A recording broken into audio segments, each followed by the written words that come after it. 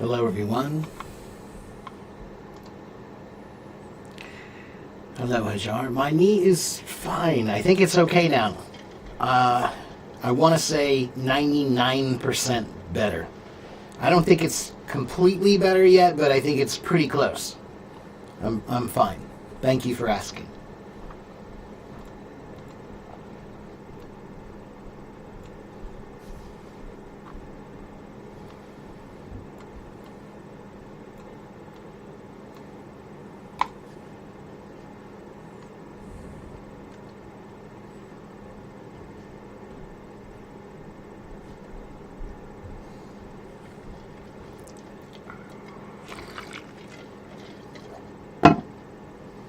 Hello, Himani. Hello, Rodrigo. Thank you for the gift.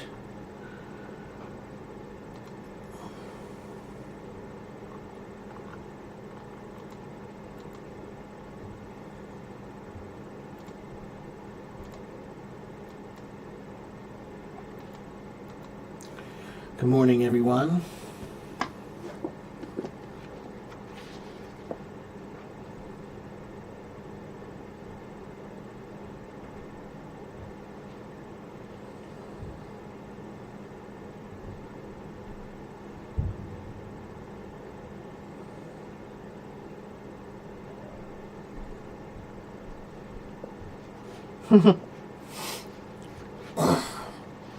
Hello, Islam. Hello, Jimmy.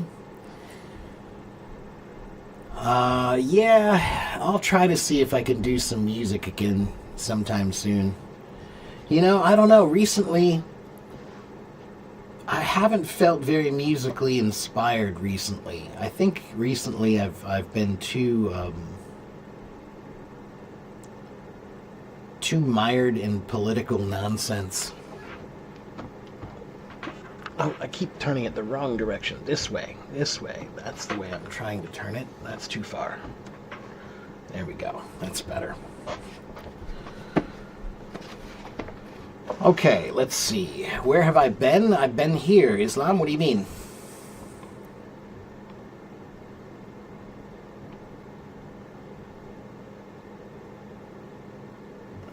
Hello, Asme. Salam.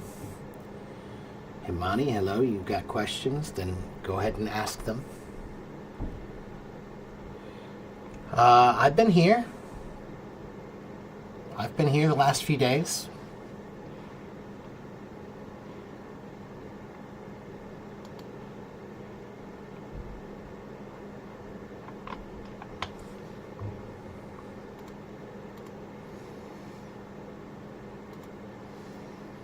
I think sometimes you just maybe Hello Talk's notifications just are really weird. Sometimes people say they don't get notifications. That's why I just tell everybody I'm usually here Monday through Friday in the morning sometime, you know, between 9:30 and 10:30. Like today I started around 10:30. So,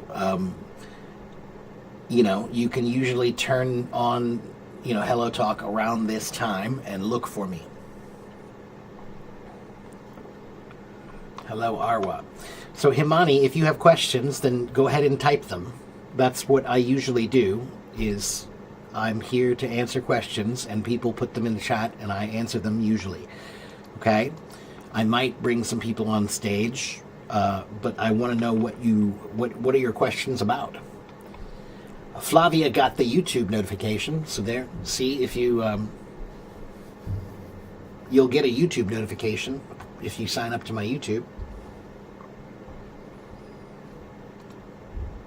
Every Hello Talk stream I do is also on YouTube.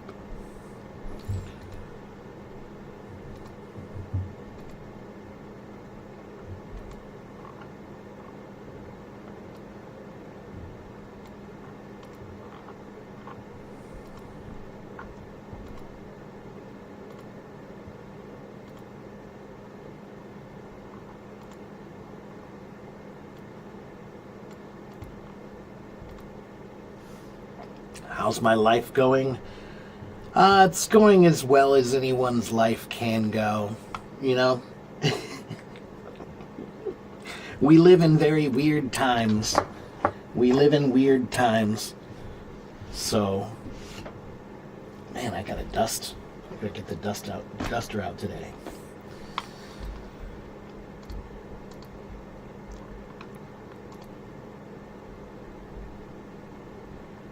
Oh, Himani didn't even wait around. I never understand people with so little patience. I never understand.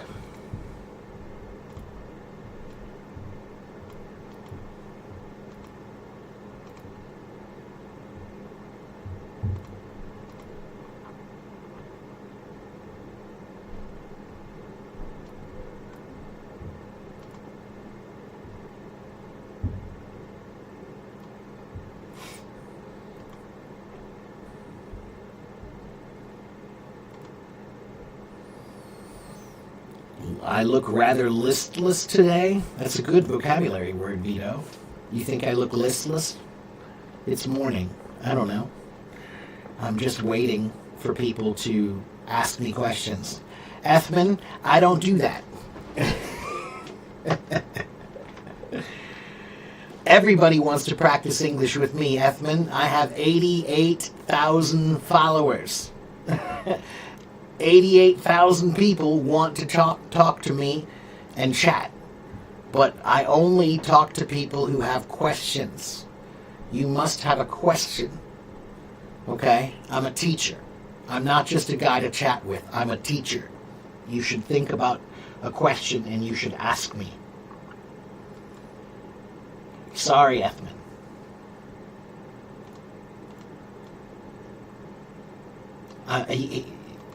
Sometimes that's... Well, never mind.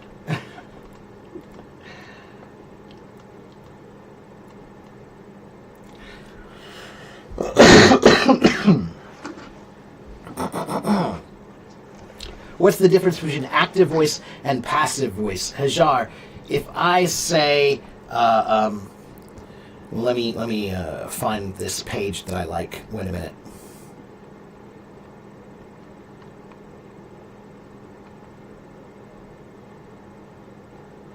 So if I say, the dog chased the ball, that's active voice. If I say the ball was chased by the dog, that's passive voice. So active voice is when you're talking about the boy, right? Or the dog. The dog chased the ball, right? So the dog. We're talking about the dog. That's active, right? But when you're talking about the ball was chased by the boy. Now we're talking about the ball, but a ball is not an active thing, it's a passive thing. A ball doesn't do anything. Okay? You want me to explain perfect tenses. Okay, so do you know what the word perfect means in grammar? What does perfect mean? When you hear past perfect or present perfect, what does that mean? What's perfect? Why do they say perfect?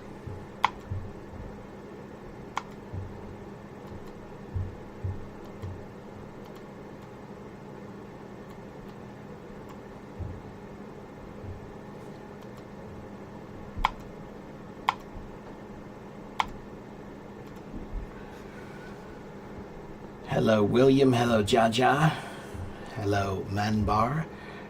Perfect. Yes, good. Sally, perfect means finished. Okay? Now, many people don't know that because perfect has another meaning, right? If you take a test and I say, wow, perfect, this was perfect, that means 100%. It means without flaw. It means great. So a lot of times the word perfect means great or awesome or wonderful. But in grammar, the word perfect means completed. So we use those to talk about things that are completed and finished, right? So, for example, let me pull up a couple examples here.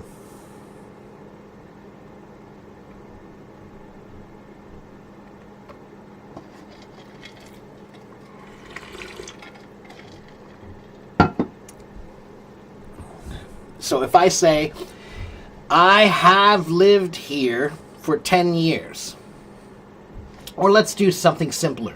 I have eaten. I have eaten. Okay, if I say I ate yesterday, that's past tense, that's simple past. It's only in the past. But if I say I have eaten, now we're talking about 2 time periods. We're talking about now, but we're talking about something that happened in the past that is completed, that's finished, an action that was in the past. But you need to talk about it now because now it's important. Right? Somebody's asking you, do you want some food? Can I make you some food? And you'll say, oh, no. I've already eaten. I have eaten. So they know that sometime in the past you have already eaten. And so now you don't want any food. You see, there's 2 time periods. Because of something that happened in the past, it applies to something now. Okay? It applies to something now. All right? Now, next question.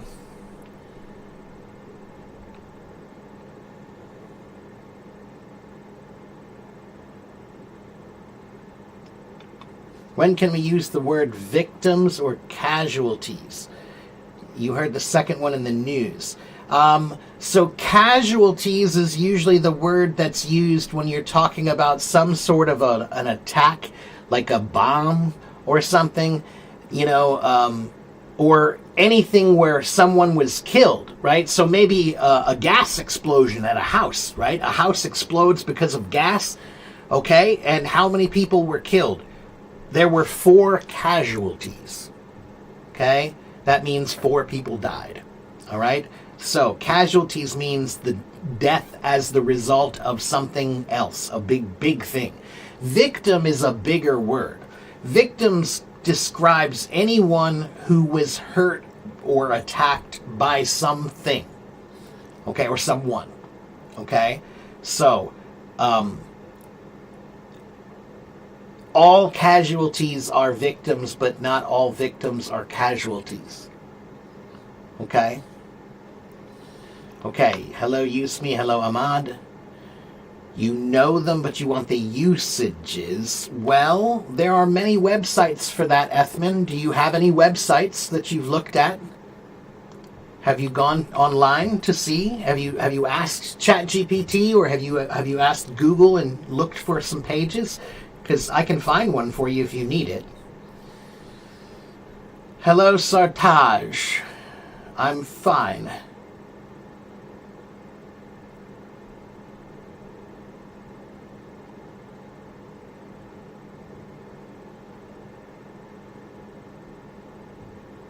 How do we write it? How do we write what? When can we use each? You mean the perfect tenses? It seems like there's a lot of questions about perfect tenses. Sartaj, you're going to have to wait. You're going to have to wait, Sartaj.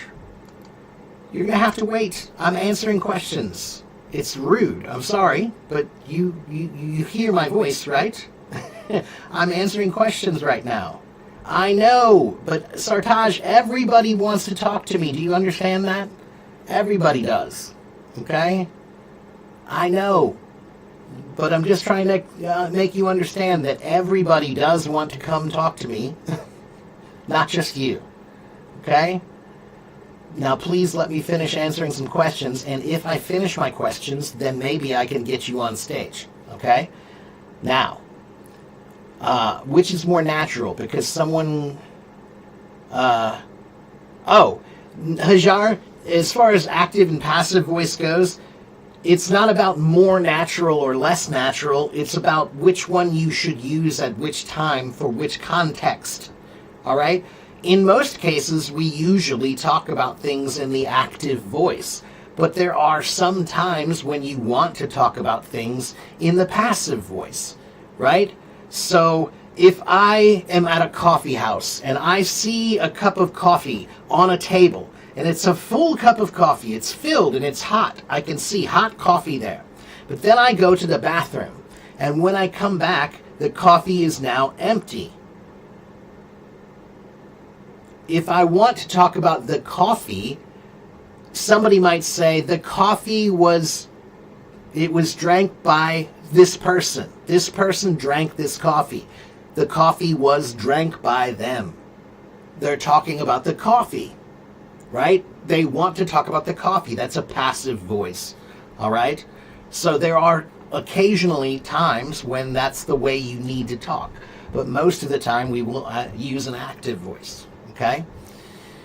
Sally, I usually stream in the morning, Monday through Friday, somewhere around 9:30 or 10:30 a.m. Like today, I started at 10:30 a.m. here, okay, which is 11:30 p.m. in China. Okay, now, next question. Now you got confused too, Rodrigo, by what? By perfect tenses? How many casualties? Yeah, you could say how many casualties were there. Yeah, you could say it that way if you're asking, sure.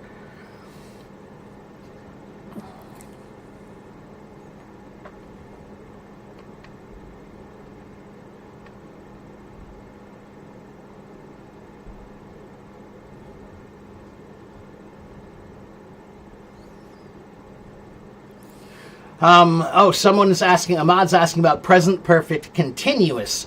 So, present perfect continuous is talking about something that happened in the past. It started in the past. And it's going until now. It's still going till now, right? So we have the past, and it's going until now, so present. But it still might be going into the future. So it's continuous. It's continuing, right? So present perfect continuous is talking about something you did that started in the past, right? But you're referencing now, the present, and it still might be happening. You still might be doing it. So for example, English, right? I have been learning English for 8 years, right? So if you say that, now you're talking about, I started English 8 years ago until now, but it's still going. So that's present perfect continuous, okay?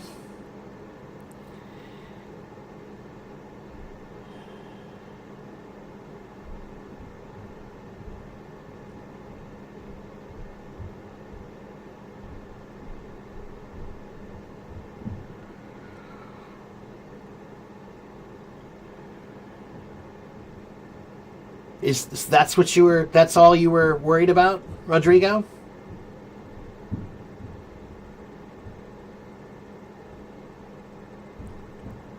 Did I get it? All right. And this is too long. What is too long? I don't know what is too long. Okay, good. I'm glad you're clear now. Yeah, you guys, sometimes when you're talking about these tenses, I think it helps to think about like a marker, a time marker, right? So, for example, like I said, I have been learning English for 8 years. That means 8 years ago you started it. That's in the past. And now you're telling somebody now, so that's present. There's the present. But it implies you're still doing it. It's a language. You didn't say you stopped, so that implies somebody would probably assume that you're still studying English. I have been learning for 8 years. So that's in the past, present, and continuous. Okay? All right. Okay, so I'm going to try to talk to Sartaj for a few minutes here. So, Sartaj, I hope you have some good questions.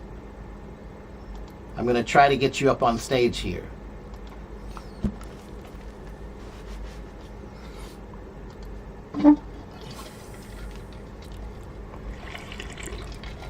Hi, sir. Hello, Sartaj. How are you? Can you hear me?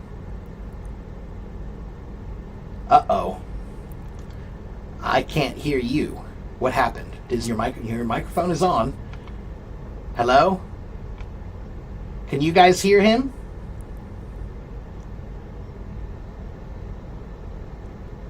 You guys can't hear him either. Sartaj, we can't hear you.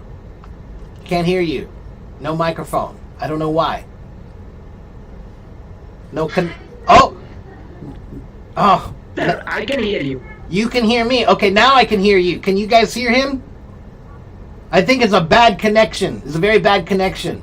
So ask quickly. Ask your question quickly. Sir, my question is that I wanted to ask you these questions before 1 year. Because once upon a time I was talking with you, and then you told me, and I asked you, sir, how can I be a good speaker, good in English speaker? Then you suggest me, if you want to be a good English speaker, then you will have to follow to the steps. When you will go to the store, then you will have to talk in English. Then when you will sleep, then you will have to think about in English. When you will go to the park, then you will have to talk about in English in your mind. Then I follow all the structure, whatever you have said to me, and now I can speak fluently. Maybe I cannot properly, but I think I can speak. And these days I am teaching some students, but sometimes I am considering, if I am not a perfect person, if I am not be a perfect teacher of the English language, then how can I be a perfect teacher of this language, of English language? Nowadays I am trying to be. Okay, so first of all, congratulations. Good. I'm glad it worked for you. I'm glad it worked. But you want to be a teacher? Fine, be a teacher. Okay? You don't have to be a perfect teacher. The only thing that you have to do is you have to tell them, I'm not a perfect teacher. That's all you have to do. The only problem is, Sartaj, if you tell people that you're an English teacher and you tell them that your English is perfect and everything you do is perfect, but it's not, that's a problem. But if you tell people, I want to help you with your English, my English is not perfect, but I think I can help you, that's okay. Okay? That's okay. You can tell people, hey, like, for example, Sartaj, my Chinese, I'm not perfect in Chinese, but if someone wanted to learn Chinese, I can help them a little bit. But I won't tell them I'm a master of Chinese. I know everything. I'm the best. No, I will tell them, hey, I can maybe help you a little bit with learning. If you want help, I can help. All right? I'm not perfect. I'm not a master, but I can help you. That's fine. Just don't pretend to be a master. That's the only time when it's a problem. Some people, they pretend to be a master. They pretend like they do know everything. So as long as you don't pretend and you just teach what you know, that's fine. Okay? Yes, every day I am trying to teach whatever I know and whatever I have in my mind. But sometimes I am thinking, if I have to be a good teacher, if I have to be a great person, great personality person, then I will have to teach more and more. And sometimes I am doing these kind of things. But Okay. my question is to you, sir. Only one question.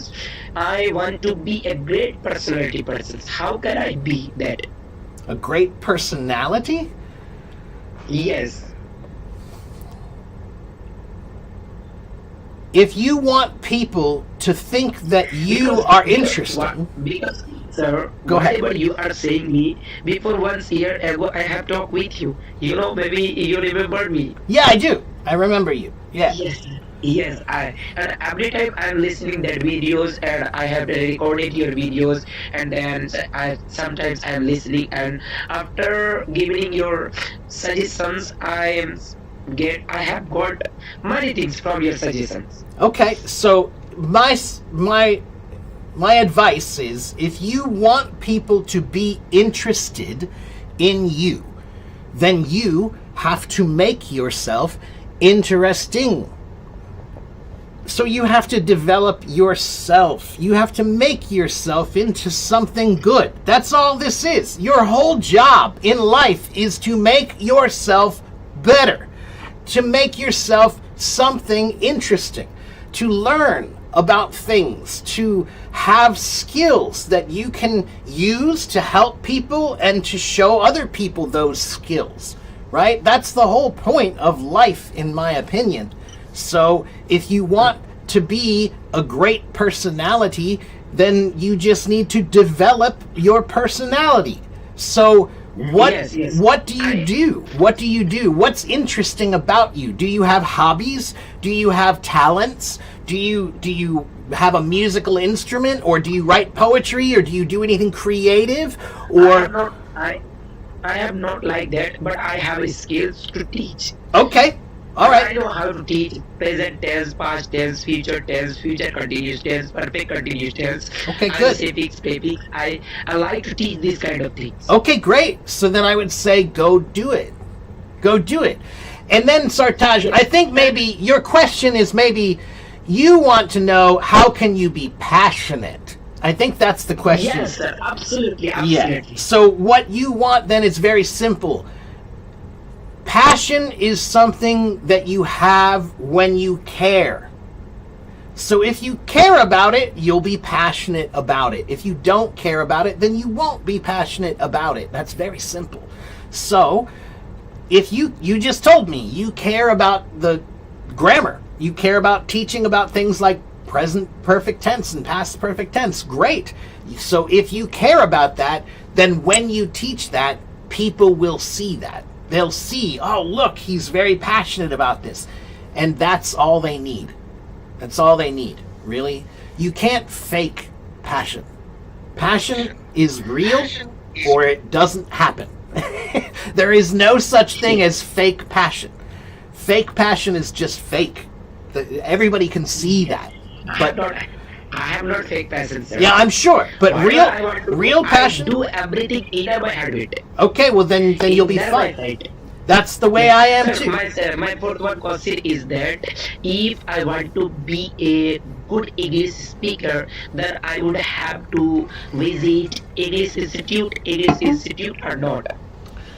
It would help. It'd be good. It would definitely help you. Like Sartaj, when I was most of my studying in Chinese, I did myself, but I wanted to study at a university so that I could really make sure I know well, right? So I went to a university just for 6 months.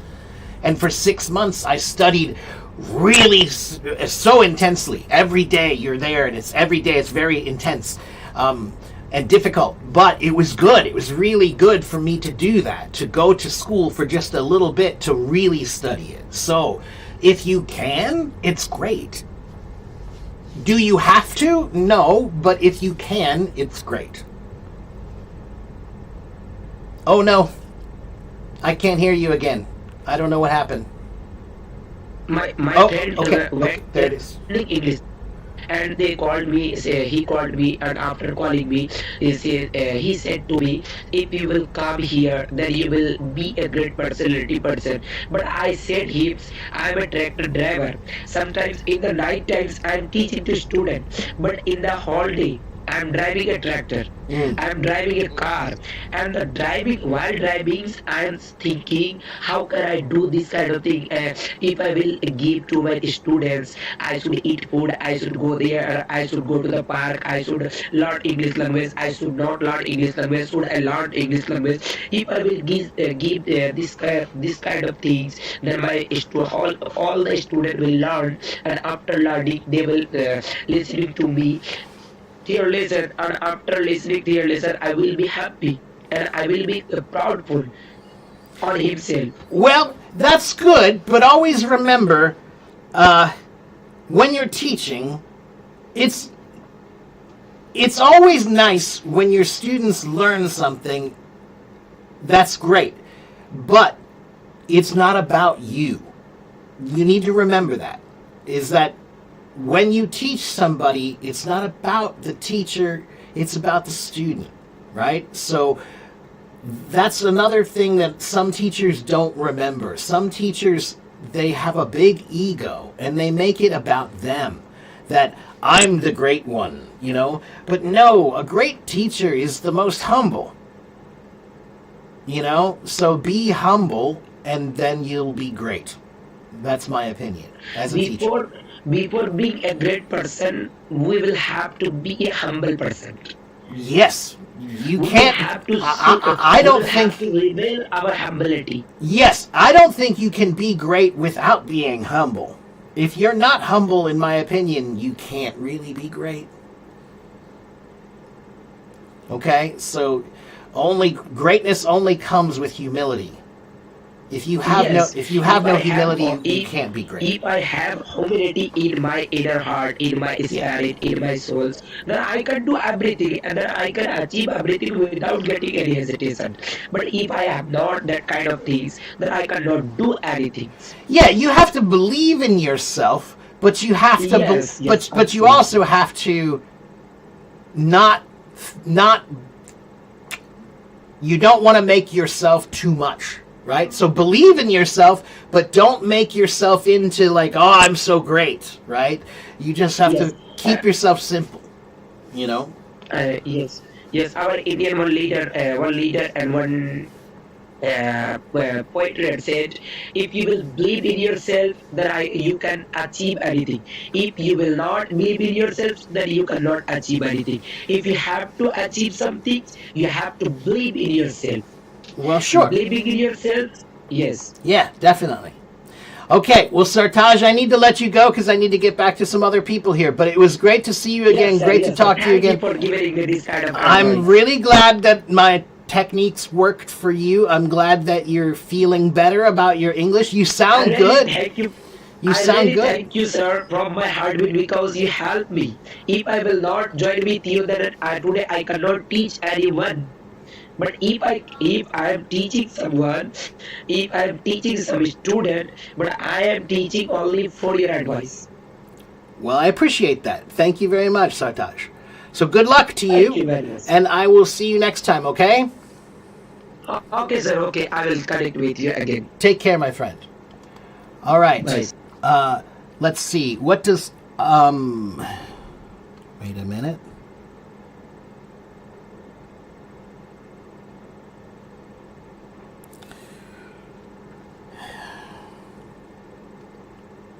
Let's see. What does humble is Humble. Humble means 谦卑的, right? 就是谦卑的.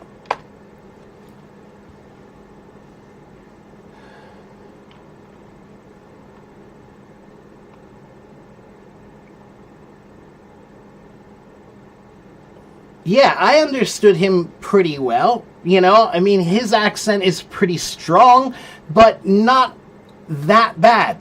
I understand it. I mean, it was clear enough for me. You know, I understand that it could be difficult for you, but for me, I understood him fine.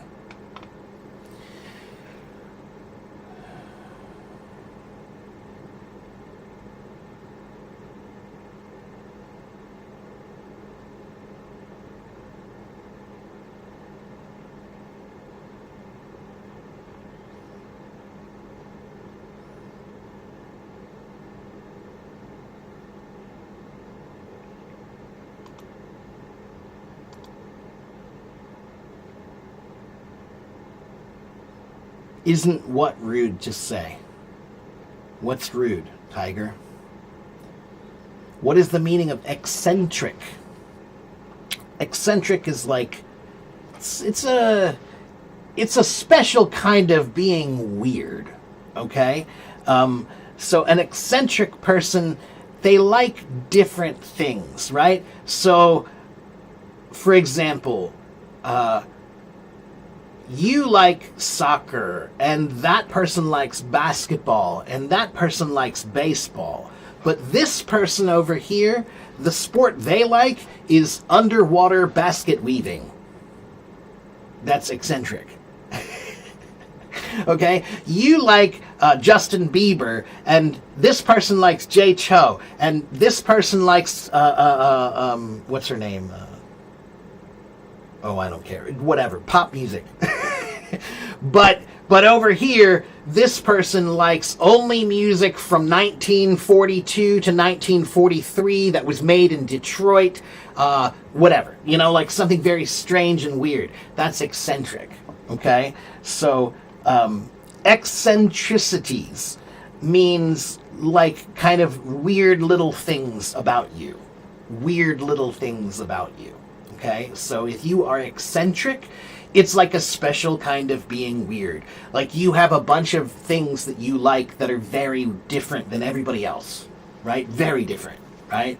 The food you like is very different. The music you like is very different. The clothes you like are very different. The style is very different than you are eccentric. Now, sometimes maybe you're not completely eccentric. You're just eccentric about music or eccentric about food, whatever, something like that. Okay? Innate. Innate means internal, inside, in you. Okay? So an innate ability means ability, some ability you were born with. Okay? Or ability, and an ability that's inside of you.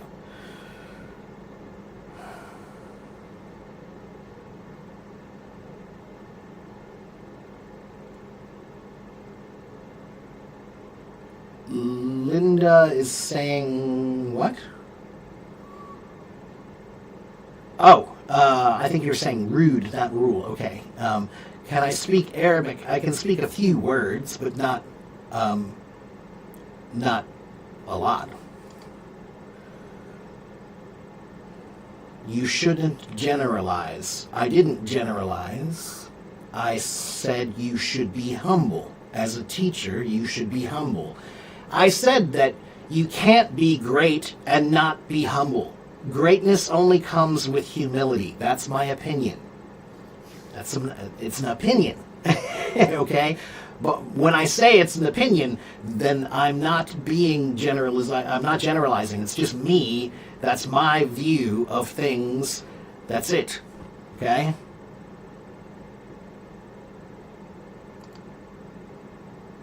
If I generalized, then I wouldn't say it's my opinion. Then I would say that's how it is.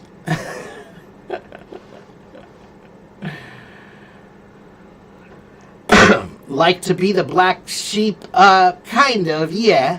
Yeah. You could say that, yeah. What does holistic mean?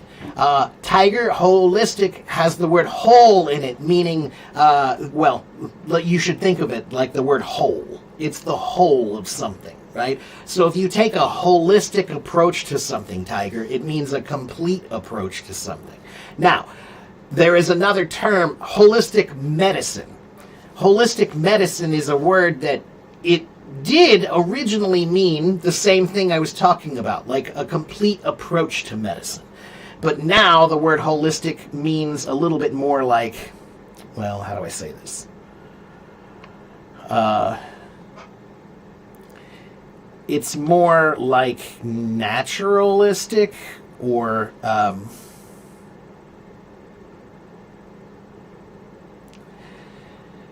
so if, a lot of times when I hear people say I used a holistic approach to this or I used holistic medicine, it often is not the direct approach to medicine. It's more like, well, I didn't want to do the direct thing. I didn't want to do the thing everybody else does, so I decided to do this random alternative thing. It's alternative medicine. That's what I was trying to say.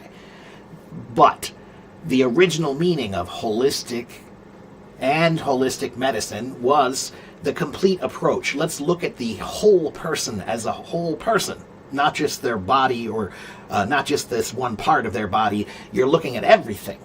Okay, that's holistic. What's the difference between American and British English speaking rhythm? Lei Ming Yu, I would say that depends on the person. Everybody's different when it comes to that.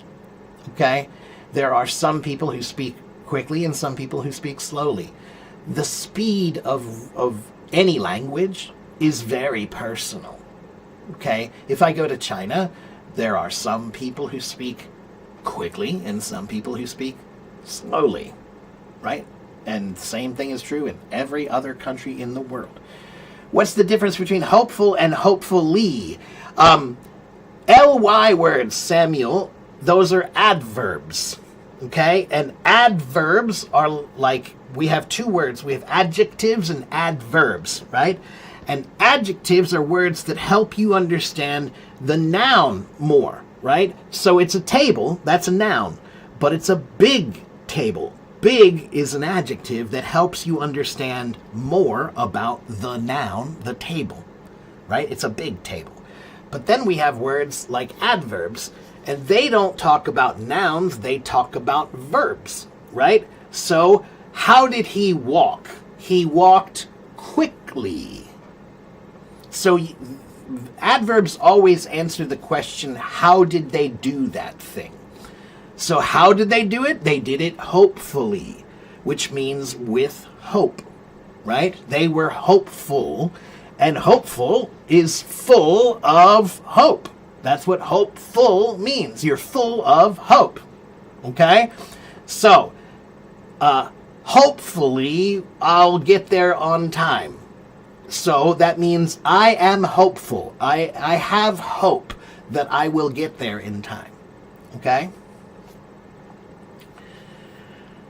Okay, let's see.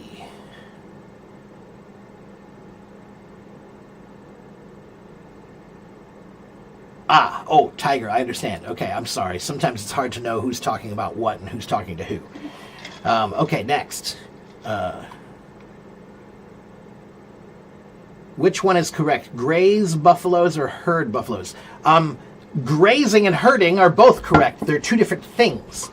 A herd of buffalo is a group of buffalo. Okay? A herd of cattle, a herd of buffalo, a herd of sheep. That means a group of them, right? The word herd can also be a verb. To herd them means to get them in a group. Like you're chasing them to get them together. You're trying to yell at them and say, hey, come over here in a group. That's herding them together, okay? Grazing is when you take an animal and you put it out in the field to eat. They eat the grass. That is grazing. Okay? So what are the animals doing? They're grazing in the field. That means they're out there walking around eating. That's grazing. Okay? It's difficult to understand someone who speaks quickly. Okay? So then ask them to speak more slowly. Okay? How can I use genuinely in my daily conversations? Genuinely is a word that you can use sometimes as a very formal way to say really. Okay, so if you say, I really feel that this is important, you can change the word really and say, I genuinely feel this is important. And genuinely is like really, but it's a stronger feeling of it. It's like inside, this is very important to me. That's genuine. Okay, so genuinely, really. Okay, it's like that. How to pronounce bewildered? Bewildered. Bewildered.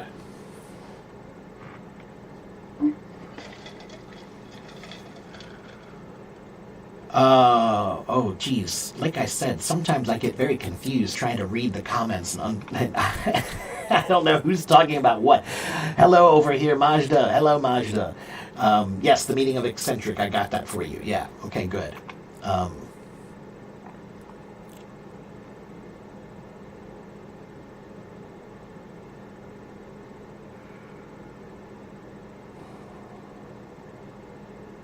What's the difference between bewildered and what? What was the second word? Bewilf? I've never heard of bewilf before. Let me check that. I don't think that's a word.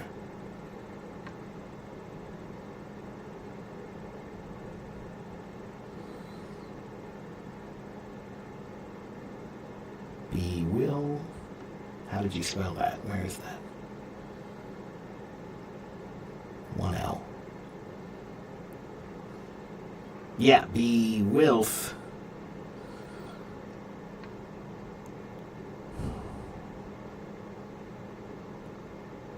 Ah, that's a UK or that's a Scottish dialectic. That's not a common thing at all. Yeah, I would get rid of bewilf. I would not learn it if unless you're trying to learn Scottish English. Then no.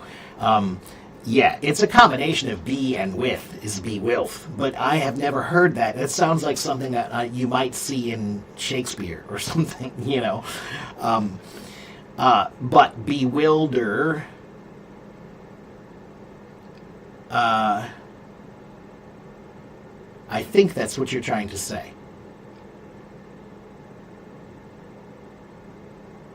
Okay? And bewilder means to confuse someone.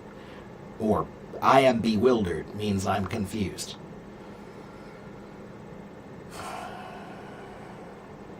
What type of person is considered a virtuoso?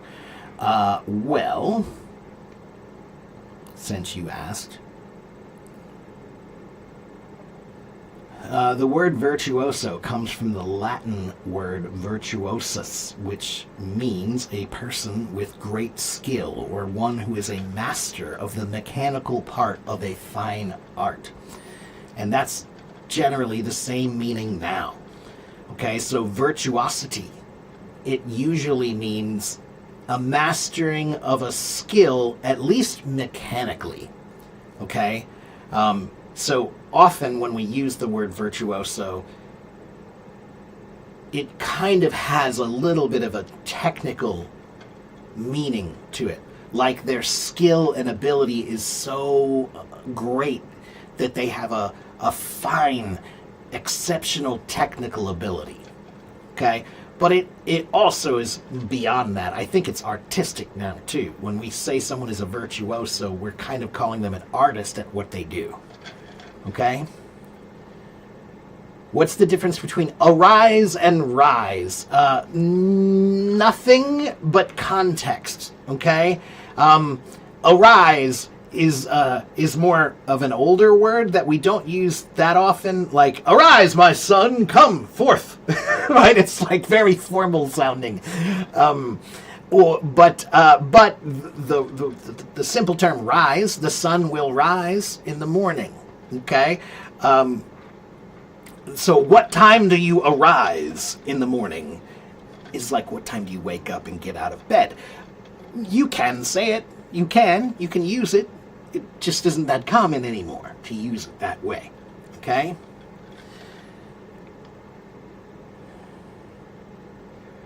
How to work on fluency. All right, I'll give you my tips on fluency, but to give you those tips, then you have to go here first. I have 3 blog articles that I have written that you must read. One of them is this, about how to build vocabulary. And the other one is this, how to think in English. And the other one is this, the 8 parts of language. Those are my tips on fluency. All right?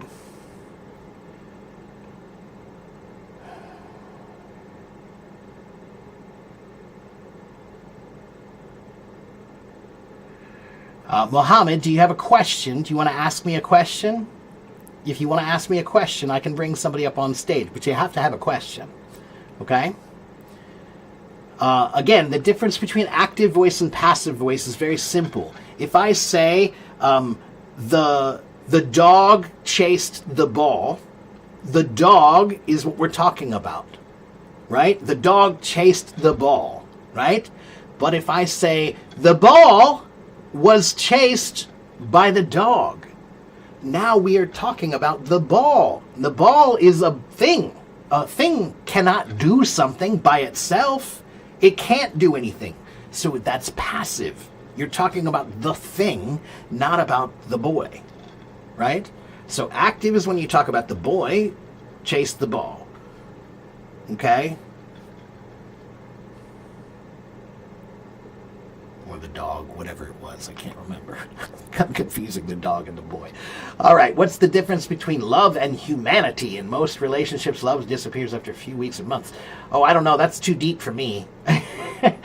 Humanity is a simple thing. It's the sense of being a human.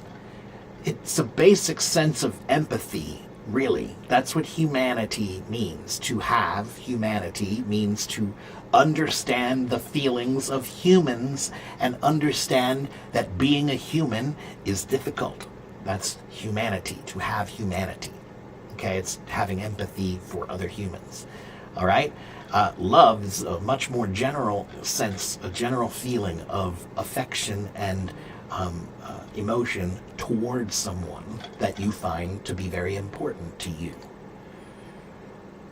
Someone or something. Do I think that foreigners coming to America speak more of a formal English? That depends on the foreigner. It depends on the foreigner. I've met a lot of people from a lot of different countries, and I can say that it's all different. You know, I've seen some people come from one country and they have amazing, like, very formalized British English. But then I've seen somebody from that same country with very, very random kind of slang English that they learned from TV, you know, or something, right? So I don't think you can really make a real judgment about that. I don't think so. You might be able to look at some statistical data in a few countries, but I wouldn't make any grand generalizations. Okay. All right, let me see. You guys are too nice. All these comments. You guys are too nice. All right. Let me see. All right, one last question here. What's the difference between present perfect simple and past simple? Okay, hold on. Let me pull up something here.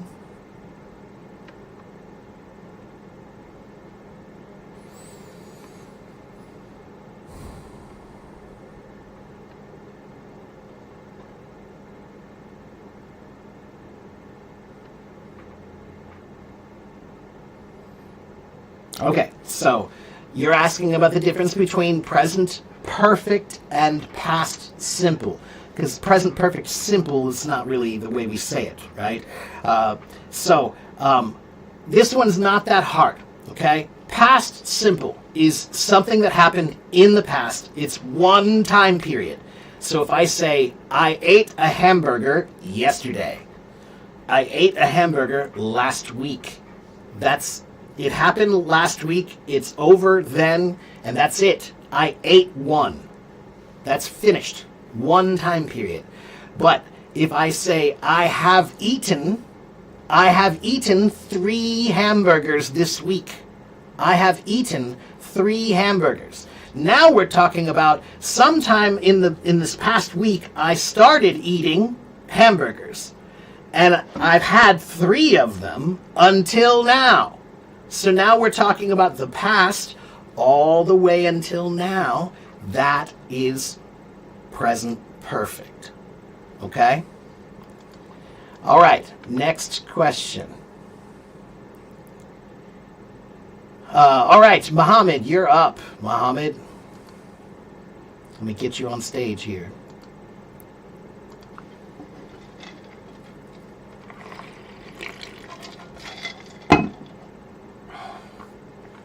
Hello, Mohammed. Assalamu alaikum. Wa alaikum salam. How are you doing? I'm fine. How are you? I'm doing well. Thank you. Good. And what can I do for you today? Okay, yeah. First of all, I've been studying English for almost 3 years, or to be, yeah, I think it was 2 years and some months. However, I exerted a lot of effort, and I've been practicing genuinely. But the problem is, I compare always myself to a native speaker, and I want to sound like a native speaker. I read some articles that you don't have to sound like a native speaker. You have to embrace imperfection and mistakes. is a part of or are part of process. It's not, something that holds you back. However, I still feel like I want to be perfect. This is the problem. I read a lot, but I still have this mindset. So the question is how to switch my mindset from negative thing about my learning process into a positive thing that could push me forward. And yeah, I also have something that affected me in a negative way, which I always want to have this a very fast outcome or result. So I always set a time limit or a deadline, and I always say to myself, you have to be perfect in this time. So I said by the end of that year, this 2026, I have to be like a native speaker. I have to sound more confident. I have to be C2. I think that my current level is C1 if you are familiar with this, criteria or grades. But I still want to be perfect. I can't I can't embrace imperfection. Okay, Yes. so Mohammed, you're from Egypt. So in Egypt, you're familiar with what a mirage is, right? What? Mirage. Mirage? Yeah. What's a mirage? Do you know what a mirage is? No. You don't know that word? Let me find it. Do you guys know in Arabic, how do you say the word mirage? Somebody here must know. Do you guys know what a mirage is in Arabic? An illusion, that's right. It means something that you think you see it in the desert, right? You're walking through the desert and you say, oh, look, water. I think there's water, but there's no water. It's a mirage, right? Perfection is a mirage, man. You can't get there. There is no way to ever get there. You can walk and you can walk and you can walk, but you will never ever reach perfection. So, should you try? Sure, why not? Try. But know that you'll never get there. So it's a goal that you can keep walking towards, but you can never reach, and you need to remember that. Because if you don't remember that, then you will always feel like you're not good enough. Frustrated. Yeah, right? Now, it's good to set goals. I like goals. Goals are good. But it's also normal to not reach every goal. So what I do is I think, okay, I'll think, okay, some people have only one dream, right? They think, oh, well, I'm just going to have one dream because I can't have more than one dream. That's too greedy, right? So they only have one dream. But I have 10 dreams. And then, if 3 of my dreams come true and 7 of them did not, then it's still 2 more than the other guy.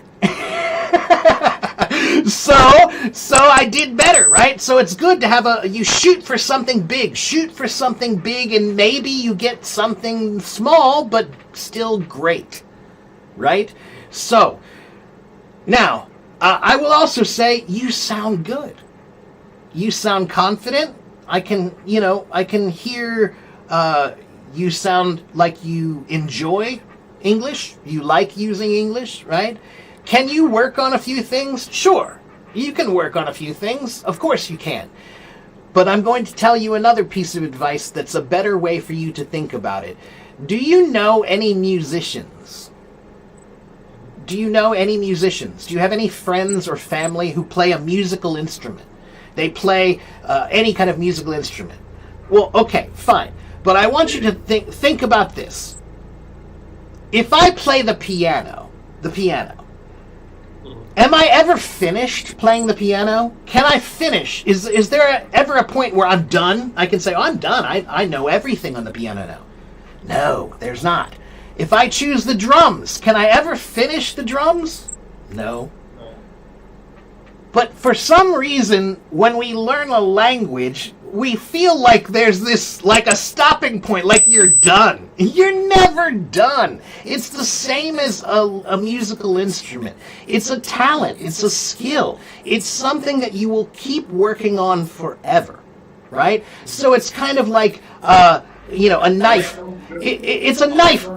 Yeah, it's a knife that you have to sharpen every day, and you have to polish it every day, right? The knife will get dull if you don't keep it polished, right? So you have to keep working on it, right? So it's good to have goals, but you want to be realistic, and you also need to understand sometimes maybe you are not the best judge of your own ability. Sometimes you need to ask somebody else, how am I doing? Am I good or am I not good? Yeah, that's why it is good. Sometimes it's good to just go to a teacher and say, can you tell me where am I at? You know, like on the road of perfection, am I all the way at the beginning or am I close to the end? You know, a teacher can kind of tell you that a little bit more. They can say, well, your reading is great, your writing is great, your listening is great, your speaking is good. I think your speaking we could work on. Your thinking, we could work on that more. Your grammar, we could work on that more. Your vocabulary, we can build that more. Vocabulary, nobody has ever finished learning vocabulary. There are too many words. You know, no one person knows every word. Really. In English, there is not one person on this planet that knows every word in the English language. I promise you that's true. Okay? They might know a lot, but they don't know every one. All right? So that's important to remember. Everybody has a different vocabulary, right? Everybody's individual. Individual, Muhammad, which means, what does perfect mean? If everybody is an individual, then what does perfect really mean? Right? Because everybody's perfect is different. Right? So that's why attitude is always very important, Muhammad. I want you to try. I want you to work on it, but I want you to remember that you can never finish. And I want you to remember that perfection is an illusion that you can never get to. Right? So you should just keep working on it, and you should be critical of yourself, but also you should be honest that sometimes, in my experience, most students are actually a little bit too critical of their own ability. They think they're much worse than they are. Okay? I would say about 85% of people, they think, oh, I'm not that good, but they're actually a little bit better than they think. They're not great, but they think they're here, but maybe you're really here. Okay? But then there's 15%. Those are the people who believe they're really good, but they're actually not good at all, right? So, but most people, they believe they're really not that good. You know, they think they're here, but maybe they're actually a little better than they think. And that's very important. And here's why that's important. Because just like a musical instrument, when you speak a language, it's like you're performing. And when you perform, you have to be confident to sound good. If you're not confident, then you don't sound good. Just like if I play the piano, if I'm not confident, nobody's going to want to hear that. It'll sound terrible. But if I'm confident, people, wow, that sounds good, right? So, if you think you're not good, then you can't be confident, then you can't be good. So that's why it's important to have a real understanding of your own ability. And sometimes it's best to ask someone else. Yeah, this has happened always, once I started learning English, I felt like I'm confident. However, once I get progress, I felt like, I realized that I didn't know a lot of things, and I still have a lot of things forward. This made me less confident. Muhammad, and, that's the most confident person is the one who is ignoring a lot of things. Well, that's true. That's true. That's exactly right. That's exactly right. Yeah. Muhammad, when you climb up a mountain, you can now see further. And now you can see, oh, look at how much more of the world that I don't know about, right? That's how learning is. The more you learn, the more you see how much there is to learn. That's right. And you will be more humble. That's right. You should be. You should be. Right. The more you learn, the more humble you should get, because even though you're learning a lot, you're seeing how little you really know. you really know this much. When you think about all the things that are possible to know in this whole world and universe, we are amazing creatures, but we are not gods. We can't know everything. You know? Yeah. The thing as well, I was just, when I started learning English, it was, 2 years ago, and I set a goal, and actually that goal came true right now. I wanted to sound like a C1 level, and I get some tests that clarified that, or the result was C1 level. But why I'm not happy? This is the question. I already reached the goal that I said earlier. Why I'm still not happy? Yeah. Well,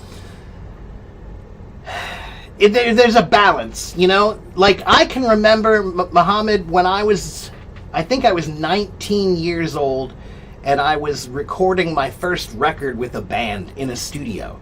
And it's very expensive. You're paying a lot of money every hour for that room. It's very, very expensive.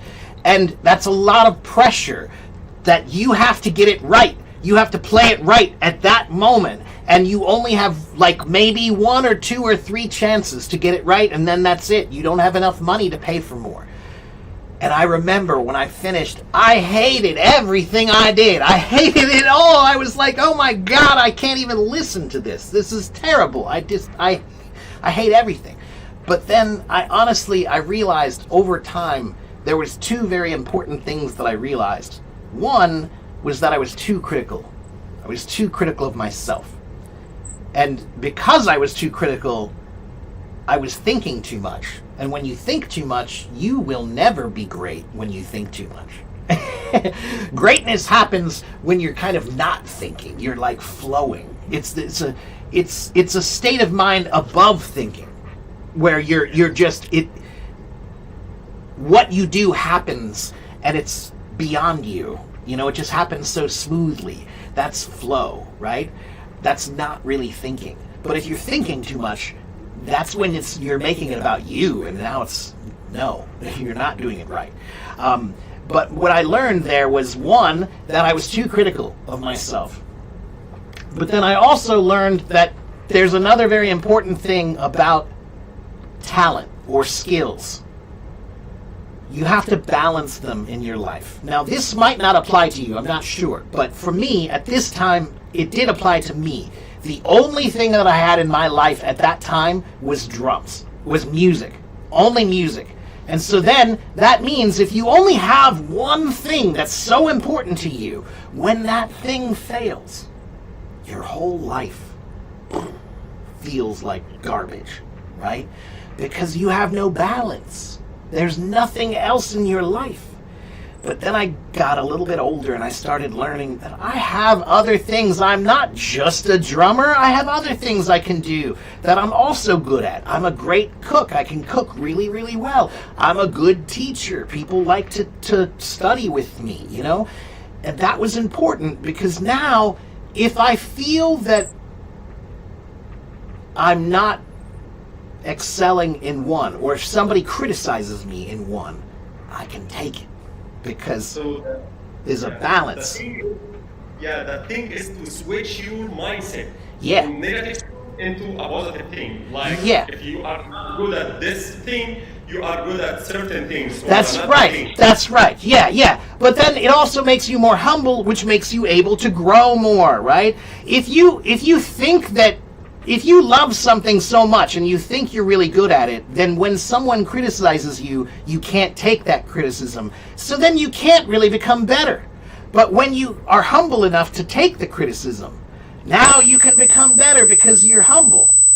This feedback will help you if it's That's right. That's right. Yeah. So, Muhammad, you sound good, man. I think you need to keep going. I will tell you this. One last thing, which is that another part of learning those stages of language that a lot of people don't understand is this. Each one of those stages is like a neighborhood, right? So the A1 neighborhood and the A2 neighborhoods, those are not very big neighborhoods. So you can learn those neighborhoods pretty quickly, right? If you live there for 6 months, you know everything, right? You're like, I know all this. It's great, no problem. But the B1 neighborhood and the B2 neighborhoods, those are much, much bigger neighborhoods, right? So A1 and A2 is like getting to know a small, small town, okay? No problem. But getting to know B1 and B2, that's like Tokyo. That's the biggest city in the world. It's going to take you a long time to get to know all of those little parts of the neighborhood. So a lot of people, they get frustrated when they're in the B1, B2 area because they feel like, I'm never going to get to C1 or never going to get to C2. But it's not that you'll never get there. It's just that it's Tokyo. It's a huge city. You can't learn Tokyo in 2 weeks. You have to be there for a long time so that you can see it and learn it all. Right? Okay? Okay. So, Mohammed, you're sounding good. You're doing well. Just keep going. I think you're on the right path. And just remember that... when someone else criticizes you, sometimes you don't feel good about it. Like they're beating you down. They're saying, you're not good, you're not good, you're not good. And we don't like that when somebody else does it, right? We don't like it when somebody tells you, no, you're not good. But you're doing it to yourself. Yeah, this is the problem. Yeah, this is the problem. Just remember that. You're doing it to yourself, man. Stop beating yourself over the head with your own shoe.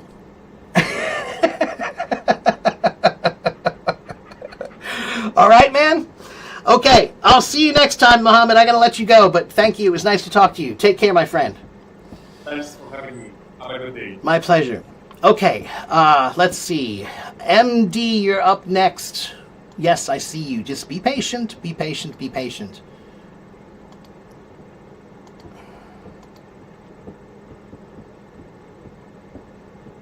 Hello, sir. Hello, is it Mohammed? Yes, yes. Okay. How do I address you, Mark or sir? Yeah, you can say Mark is fine. Teacher Mark, whatever.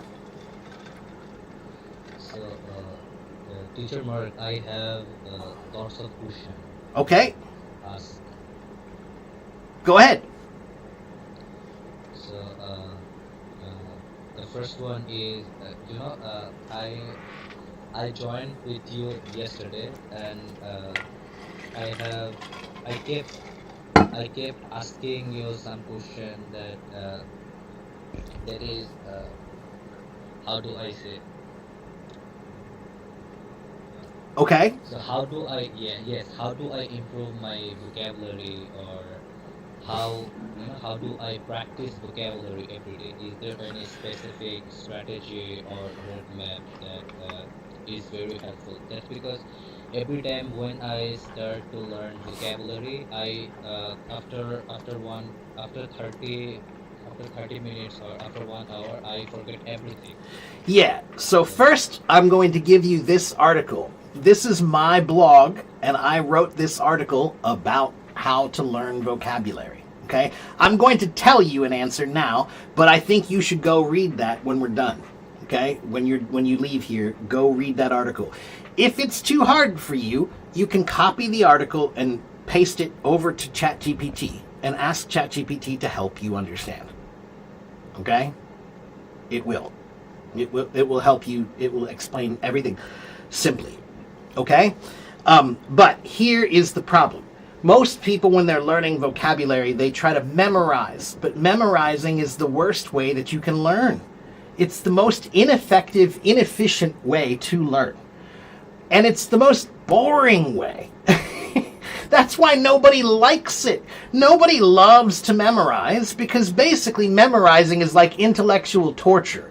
You're basically kind of like torturing your mind with learning. Like, please learn this. Please learn this. Look at it. Look at it. Remember. Remember.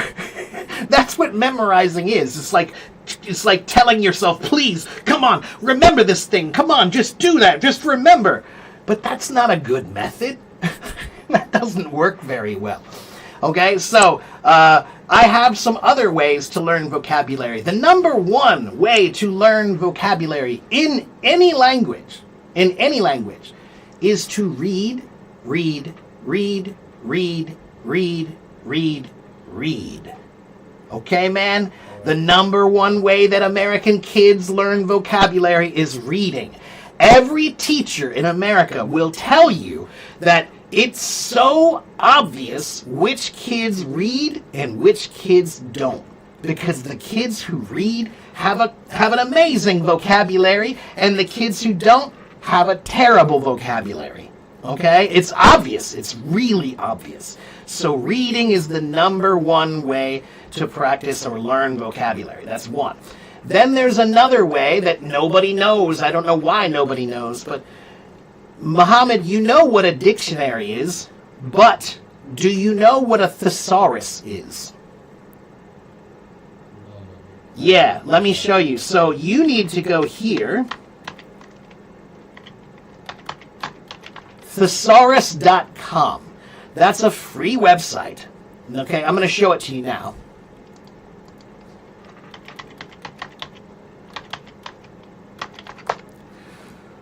This is thesaurus.com, everybody. What is a thesaurus? A thesaurus is like a dictionary, but a dictionary will tell you the meaning of the word. A thesaurus will give you all the other words that have a similar meaning, like they're related, like synonyms.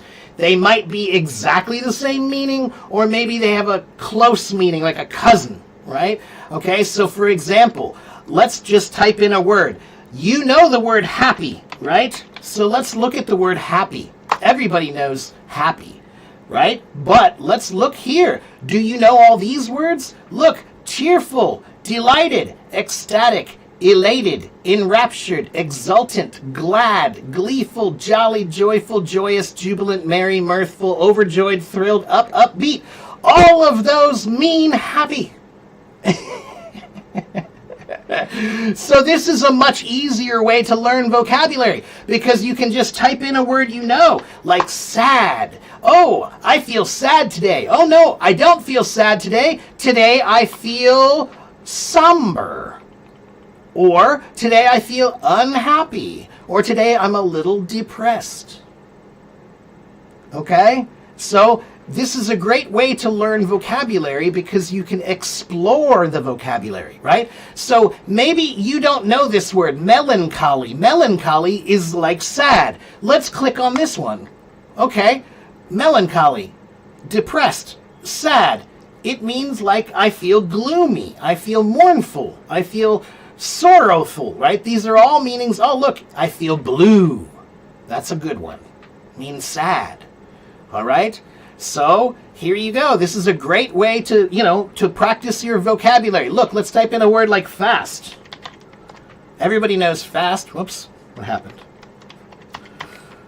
Okay, here's fast. Okay, I'm speedy, I'm agile, I'm brisk, nimble, quick, rapid, swift. Okay, so this is another great way to learn vocabulary with a thesaurus. Okay, so that's the second way. Number one is read. Number two is use a thesaurus. Number three is learn vocabulary words by topic. By topic. So what I mean is choose a topic like sports. Okay, sports, that's a topic. Now, what vocabulary words do you know about sports? Let's start with football, soccer, baseball, right? Cricket.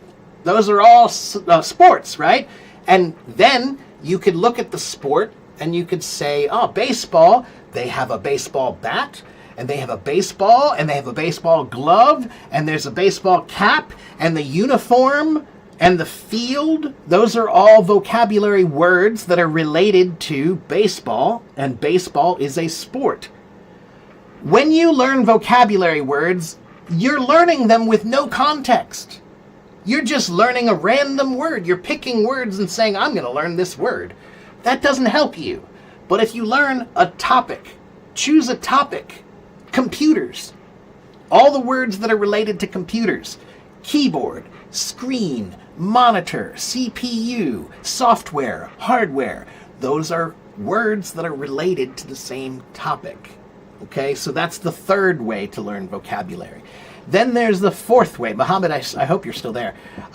There's a fourth way The fourth way is a little bit difficult. Okay, good. The fourth way is a little bit difficult, but it's one of my favorite ways. It's called etymology. And etymology means the history of English words, or I should say the history of words, and where they've come from and how they've changed over time. And English is a really interesting language because it's a mix of many languages. Okay, so 60% of English words come from Latin or Greek. 30% of English words come from French. 20% of English words come from German. We have many English words from Arabic. We have English words from Hindi, like shampoo. Shampoo means to massage, but that's what we use for washing our hair, right? So that's what English does. We take words from many different languages and we add them to ours, right? So when you know that, it can help you. So if I find the word, I can find the root of the word. Like, for example, let me just show you another website. There's a website called Etym Online. This website is an etymology dictionary, free etymology dictionary online. Okay? And so let's do a word here. This is one of my favorites. Let's just look at the word grammar. Everybody knows the word grammar, right? What is grammar? Grammar means the rules of the language, right? Right? That's the rules. That's what we talk about. We're talking about grammar. We're talking about the rules, right? Well, the original meaning of the word grammar is really interesting. The original meaning of the word grammar. Let's look. It says here, in Latin grammar, it means the rules. Okay? But before that, it actually meant a spell, like magic. Okay? It meant like magical words that nobody understands. Because a long time ago, Muhammad, like 500 years ago, how many people could read and write? Could everybody read and write? Or only some people? What do you think? Only some people. Only some people, right. So if only some people can read and write, then that means that that's like magic. Like, oh, I don't understand that. I don't understand. It's like magic. That's the original meaning of grammar. It means like, it's the rules that are like so magical that, wow, when that person speaks, people listen to them because they know the words better. They know the rules better. And if you know the rules better and you know the words better, people listen to you and it's like you're magical. Look at me. Everybody's listening to me. Why? Why? Because my words are magical because of my grammar. And that's a cool history. When you find out that, you're like, wow, that's interesting. That's really cool. Now you won't forget that. That's why I like etymology, because sometimes the stories that you find about the word, the story is so cool that you're like, oh, well, I can remember that. I don't need to try to remember that. It's interesting. Because it's interesting, it's easy to remember. That's the difference between memorizing and doing these things. When you memorize, it's so boring, it's so hard to remember. But this is so interesting, it's so easy to remember.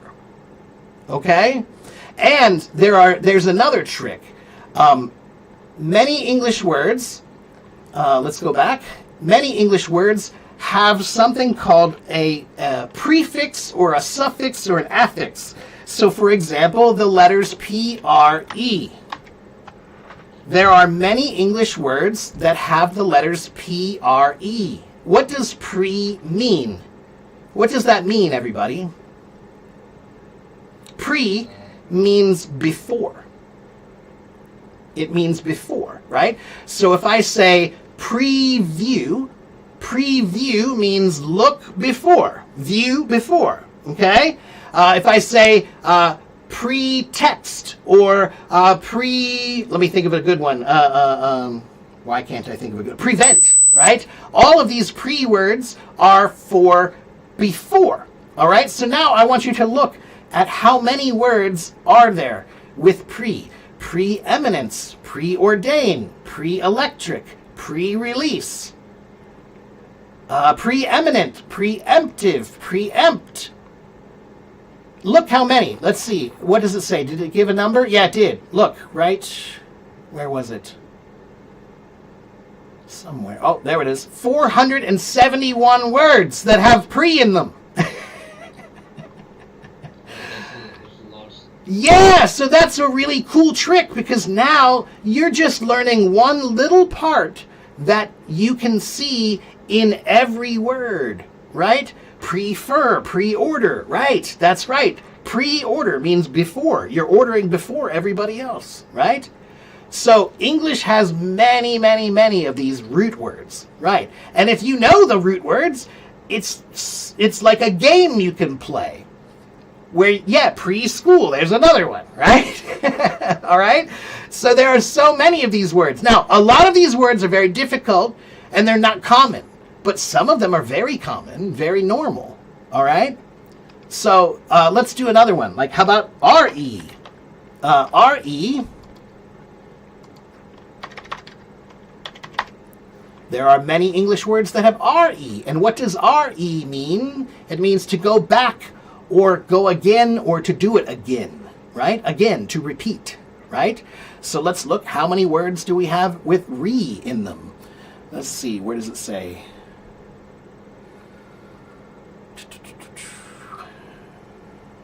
Did it tell a number? Oh, weird, it doesn't have a number for this one. Let's see. Let's go down and just see. Entries related to rebuild, refill, reset, rewrite, regard, reward, regret, redemption, resist, rest, all of these, right? They're all RE words, okay? Let's go down and see how many more. Look, how many? Look, 569 words that have RE in them. All right? Look, rebel, rebuild, receive, recommend, recover, recoil, recovery, redolent, redemption, redeem, reduce, refer. All of these mean something about again, again, again. All right? That's a good trick. That's a good trick because now you can learn one thing that will teach you a lot, right? It's much more efficient. Okay, so those are my 4 tricks for learning vocabulary. 1, read. That's the best way, reading. 2, use a thesaurus. Go to thesaurus.com and try that. 3, use ChatGPT or just Google and just type in a word like sports or computers or hobbies or whatever, a topic. Choose a topic and then just type in vocabulary words. Right? So sports, vocabulary words. Computers, vocabulary words. There will be a list for everything. All right? Gardening, vocabulary words. Cars, vocabulary words. There will be a list for all of those. And that's better because now you're learning words that are related to something you can imagine. And if you can imagine it, you can remember it. Okay? And then the final way is etymology, is the history of these words and finding out where they come from. There are so many interesting stories that make it easy to remember, and many of the root words, if you learn those root words, that little tiny word, that helps you. I learned that trick when I was 15 years old. I was 15 and I was learning the language Latin. Latin is such a hard language, really hard. But Latin is the root of a lot of English. And then I was able to look at English words and say, I don't know that word, but I see that little tiny part in there and I know that. So that means I think I can guess the meaning of that word. Okay? All right. So, Mohammed, I'm going to let you go, but it was good to talk to you, my friend. And please read that article that I sent you on my blog. That article will help you. And then the 4 tips I gave you today: read, use a thesaurus, learn by topic, and if you're intermediate or advanced learner, then you can start doing some etymology. All right. If you're a beginner, I think etymology is a little too hard for beginners, but it's fine if you're intermediate or advanced. Okay. All right. Any other questions? No. Okay. Great. Thank you so much. Thank you so You're much. welcome, my friend. Good luck to you, and I'll see you next time. All right. Nice Okay. Bye bye. All right. Let's see. Wow. It's perfect timing. It's been an hour and a half. Wow. That went fast. That went very fast. What's the difference between 4 and 2? Shaima, that's a very common question. Many people have trouble with 4 and 2 and other prepositions. There is only one really good way to solve that problem. If you're having trouble with prepositions, you need to do a lot of preposition practice. But it's easy to do. All you need to do is go online and search for preposition worksheets, or go to ChatGPT and tell ChatGPT, please make a worksheet for me to practice prepositions, especially 4 and 2. All right? Tell ChatGPT that you're having trouble understanding how to use 4 and 2. The reason why it's difficult is because there are some times when you can choose more than one preposition and it would be okay, right? So this word works, but this word also works, and this word also works. But they might just describe something differently, right? If I'm at the store, if I'm in the store, if I'm on the store, those are 3 different things, but they're all correct. They're just different. If I say, hey, I'm on the store, that's not wrong. It's just telling you that I'm now on top of the store for some reason. Okay? All right. Here is my YouTube channel. Go to my YouTube channel. Watch the videos. There are hundreds of them. There are thousands and thousands of questions that I've answered about everything there. Okay? You have to be patient. You have to put on the video and watch it and make some notes. Okay? But if you want the answers are on my videos. All you have to do is sit for an hour and a half and watch. But for most people today, that's too much to ask. Most people today, I can't sit for an hour and listen. I can't watch a whole video. Can't you make a 1-minute video for me? Can't you make it really easy for me, please? No! No, I cannot, and no, I will not. If you want the answers, go get them. I don't do lazy. I don't do lazy. If you're a lazy person, go away. Okay? All right. I must go. Once again, here is my YouTube channel. Here is my website. And here is my blog. Please go check them out. All right? If you want to learn, go there. All right. That's it for me today. I should be here tomorrow. I will see you tomorrow around the same time. So, come back and see me then. All right? You are welcome. Have a good morning. Have a good afternoon. Have a good evening. And I'll see you guys next time. All right? Bye.